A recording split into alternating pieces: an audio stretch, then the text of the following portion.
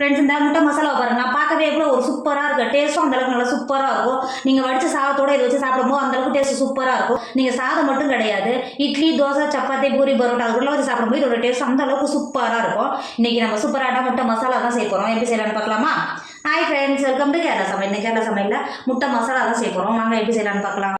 5 முட்டையை வேவிச்சிட்டு தோலெல்லாம் உரிச்சிட்டு எடுத்து வச்சுருக்கிறேன். இந்த இருக்கு பாருங்கள், இந்த முட்டையை எடுத்து லைட்டாக மேலே இருக்கிற வெள்ளைத்தோலை மட்டும் இது மாதிரி கட் பண்ணிக்கோங்க. கட் பண்ணிங்கன்னா ஈஸியாக உள்ளே இருக்கிற மஞ்சள் கருவு உடையாமல் எடுக்கிறதுக்கு ஈஸியாக இருக்கும். இதோ பாருங்கள், இந்த மாதிரி எடுத்துக்கினா இது உடையாத வரும். இந்த மாதிரி எடுத்துகிட்டு இந்த மஞ்சள் கருவை மட்டும் மாற்றி வச்சுக்கோங்க. மாற்றி வச்சுட்டு இது இருக்கிற இந்த வெள்ளை கருவை இந்த மாதிரி நீல வாக்கில் குட்டி குட்டியாக கட் பண்ணி எடுத்துக்கோங்க. 5 முட்டையும் இது மாதிரி கட் பண்ணி எடுத்துக்கோங்க.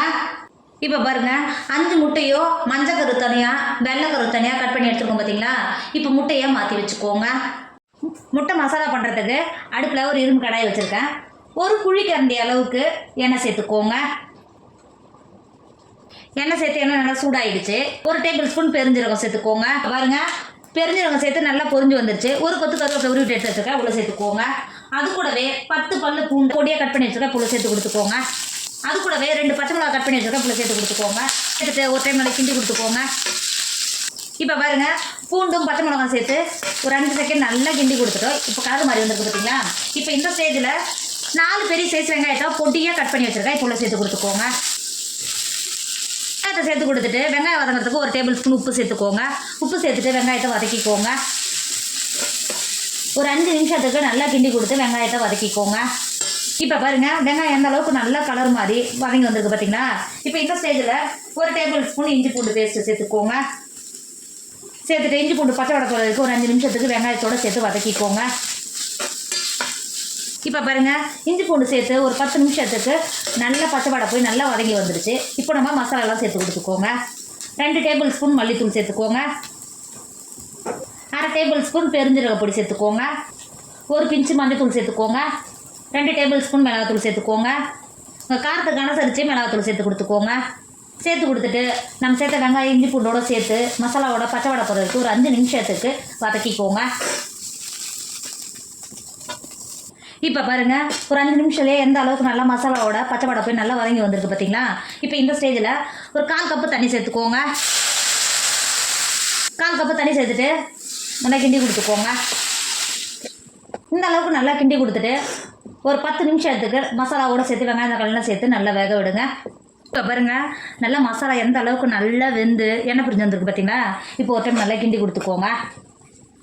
இந்த அளவுக்கு நல்லா கிண்டி கொடுத்துட்டு வேக வச்சு கட் பண்ணி வச்சுருக்கோம்ல வெள்ளை முட்டையை மட்டும் இப்போ உள்ள சேர்த்துக்கோங்க. மஞ்சள் முட்டை இப்போ சேர்த்திங்கன்னா உடஞ்சிடும். உடஞ்சாக்கா அதோட வாடையே ஒரு மாதிரியாக இருக்கும். அதனால தான் ஃபஸ்ட்டு எடுத்த உடனே வெள்ளை முட்டையை சேர்த்துக்க சொல்கிறேன். சேர்த்து கொடுத்துக்கோங்க. சேர்த்துட்டு நம்ம மசாலாவோட முட்டையை நல்லா கிண்டி கொடுத்துக்கோங்க.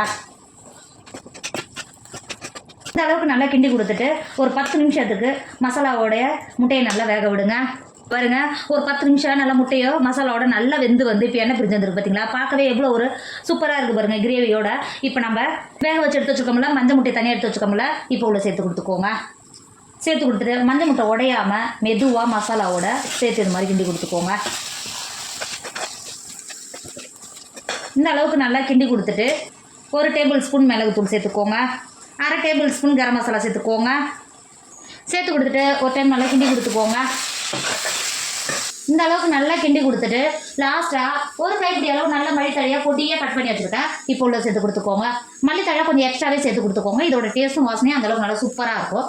சேர்த்து கொடுத்துட்டு நல்லா கிண்டி கொடுத்துக்கோங்க. கிண்டி கொடுத்துட்டு இறக்கிக்கோங்க.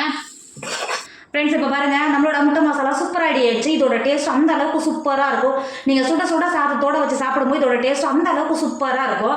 கண்டிப்பாக நீங்களும் ட்ரை பண்ணுங்கள். என்னோட வீடியோ உங்களுக்கு பிடிச்சிருந்தா உங்கள் ஃப்ரெண்டு உங்கள் ஃபேமிலிக்கு ஷேர் பண்ணுங்கள். மறக்காமல் கேரளா சமையலை சப்ஸ்கிரைப் பண்ணிக்கோங்க. தேங்க்யூ.